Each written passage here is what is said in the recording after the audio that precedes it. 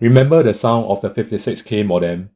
That stretching sound that meant you were connecting to the whole world, to IRC, ICQ, MSN, and also nobody could use the house phone.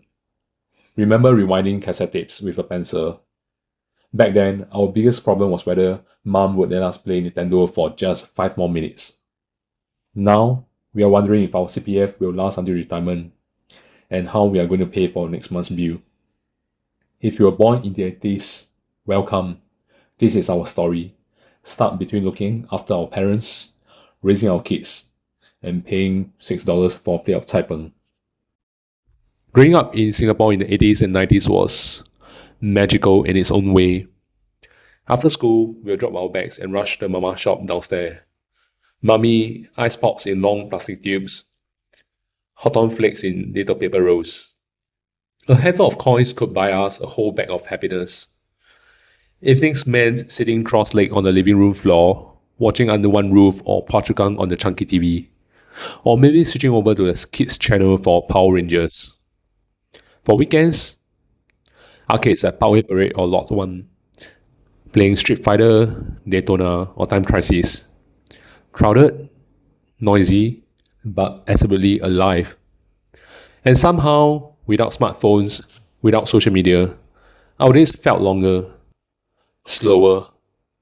We didn't have much, but we felt like we have everything. Fast forward to now, we are the sandwich generation, and we are not just any sandwich. We are kaya toast, squeezed so flat that you could see through us.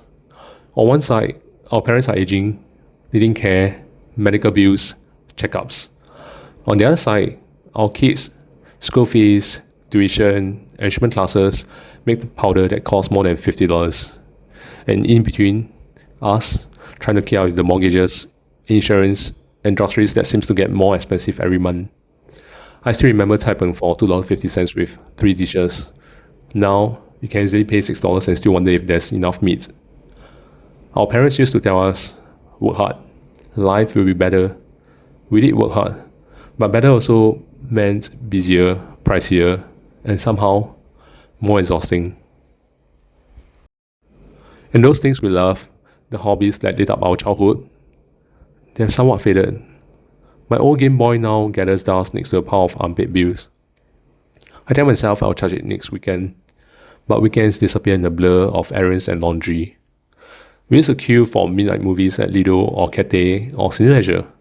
Now, I can't even make it past the halfway point of a Netflix show before dozing off. Some of us used to write in diaries, actual physical books with our deepest secret. Now, the only thing we write are work emails and grocery lists. Our 12-year-old self would think we are boring. But maybe, just maybe, they'll also be proud of how much we have survived. It's not just age, it's the pace. Singapore in the 80s and 90s was slower. You knew your neighbours, you recognized the uncle at the mama shop, you could sit at the void deck without feeling you are wasting time. Now, everything is so much faster. Social media makes us compare ourselves to everyone else. Work culture makes us feel guilty for resting. And prices, well, don't get me started. We have seen our trade change from Johan's, Kitang's to endless malls and luxury boutiques. We have watched Funan go from a gig paradise with electronic stores to an atas building with glass offices. We grew up with the country, we saw it rise, modernize, shine. But here's the thing, we're not alone. There are thousands of us, tired, juggling, stretched thin, but still moving forward. And maybe the trick is to bring back the little sparks of that old joy, play old video games with your kids, and call it bonding, not slacking. Buy snacks from your childhood and tell yourself it's heritage education. Meet your old friends for kopi at the hawker centre and talk about the time you skipped tuition for the arcade. Life is heavier now, but that doesn't mean that we can't carry a little of that lightness with us. We are not the kids at the arcade anymore. We are the adults paying the electricity bill. But we are also the ones who survive 56K modem, long bus rides without aircon, and exams without Google. So maybe, just maybe, the key is to keep a little of that 80s heart alive. To laugh at the madness, to find joy in the small things. and to remember, we have been through cassette tapes and floppy disks. We can survive anything. If you grew up in the 80s, what's the one memory that you miss the most? Share in the comments and let's make this our Kopitiam corner. And if you want more stories like this, hit subscribe.